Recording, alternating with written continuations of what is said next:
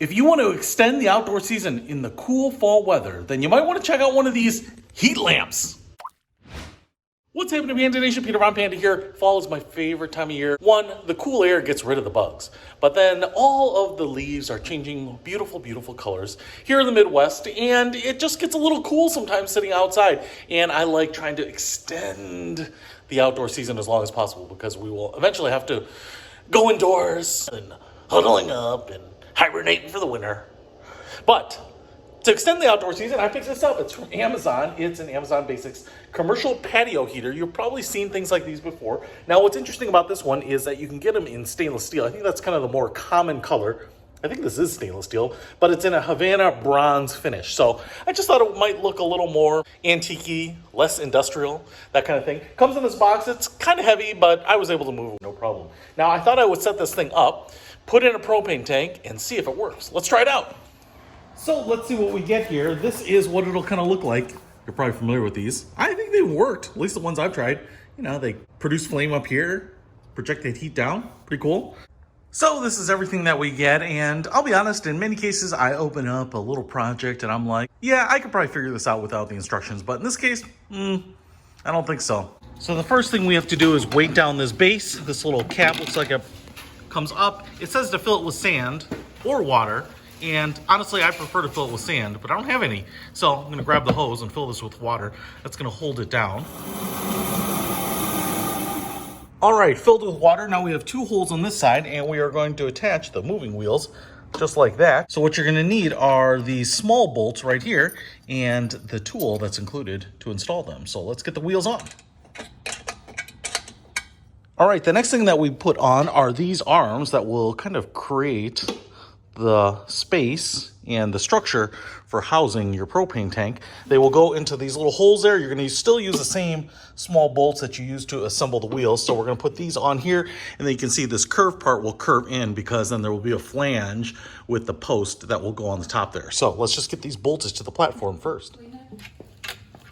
Now you're going to take the lower portion of the pole. It's got the flange here, and these will fit into these holes up here. You might have to kind of push them away, but you can see there's two holes there, two holes there. And then once we get these lined up, we're actually going to use this long bolt and this flange nut. So it's the long bolt and small flange nut. So you're going to drop the bolt in there to just kind of line everything up, and then you're going to use the nut on the backside to kind of tighten everything down. Let's get them installed. So all the bolts are dropped in, and now I can just take these nuts and go underneath here and tighten them down. Now that we have that pipe on, it takes a little while to tighten everything down. A second wrench is very helpful. You just take this big cover and you drop this down over the top here, and it looks like you'll get your propane tank in by just lifting this up, sliding it in the one side, and then putting this back down. Cool.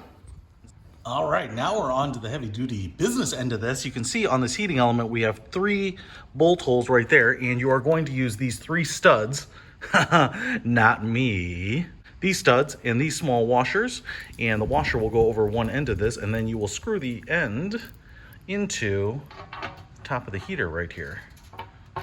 Now we're going to install the heater to the other post here, and you can see that this will slip on. You have to feed the gas line through this post, and then you will slip this on, and then you're going to use these small bolts and little locking washers, all 4 of them.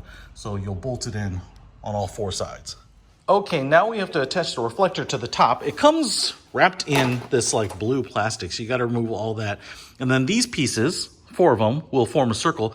Now, I'm glad they put on this plastics to keep everything from getting scratched and dented, but I wish that the plastic were either stronger so it pulled off easier, or not as sticky or something, because it's kind of a pain to get this off, dude. This is going to take like forever, but you do want to get all this off because the flame is going to be licking these panels, and so anything that's left on there is going to cook. I know this may seem like a small thing to complain about, but the problem is, man, this stuff is terrible. Just tears off in your hand, so it's not even strong enough to really pull. It's just like as you're pulling it, it just kind of breaks away, which is super annoying. I wish they would use some sort of different plastic, that's for sure.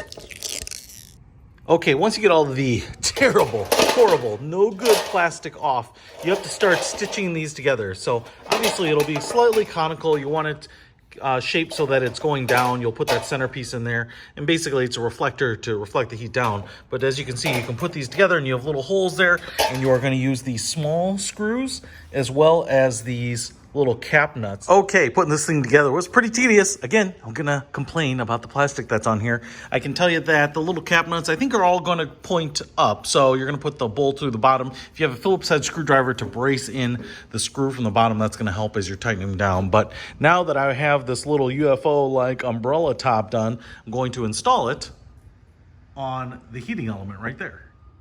So this should actually be pretty easy. You're going to put one of these large flat washers on each of the studs here. Then you're going to put them into the holes right there.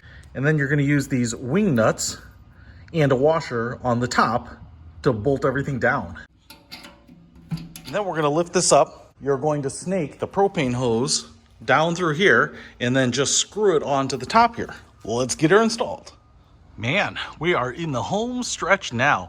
I will tell you that putting on this upper portion here should definitely be a two-person job. You can do it, but this thing stands pretty tall, so I couldn't actually do it in my garage, and the top is a little heavy and kind of awkwardly weighted, so you would probably benefit from having a second person there. And then once you get that in, you just twist that on, and now we have to use these last couple pieces here and just do the finishing up here. So this chain that comes with it is for kind of holding the propane tank in place. So you'll probably see on the sides here, there are little holes.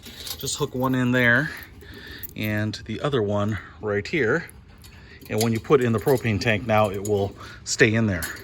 And then the last thing you want to do is put on this little regulator onto the end of the hose right there. I don't see anything like rubber insulating it or grommet or anything, so I'll take a look at that. But otherwise, I would probably, for my own peace of mind, wrap a little Teflon tape around there before I put it on. And then this will attach to the top of your propane tank, and then we can see if it works. So I've got a propane tank installed. I'm just going to go ahead and open it up here. This cover back down. And then I think you need to do this two-handed. You push in, turn it to here, and then fires up. And then you can turn it to low or high. I'm just gonna put it like that, but it is putting out heat already. Man, that's putting out a lot of heat. I've got it on high right now, and it's not the coldest of days, but it's a little chilly. But you can see the heat shimmering off of the cover there. But I'm standing a couple feet away from it, and man, dude, it feels hot. That is awesome. You can actually see that mesh up there starting to glow red, and it's getting too hot to stand this close to it. So I'm really impressed. Hey, it means that now I can spend some time out here in the cool fall air around my fire pit or at my table, extending the season with a small investment into a heating lamp just like this. And it's pretty portable because of these wheels. I moved it around. Hey, if you want to pick up this sucker, it's not that expensive. And in this bronze, which basically looks like black to me, it will kind of blend into your other patio furniture. I'll put a link to it in the description below. Peter Von Panda, out.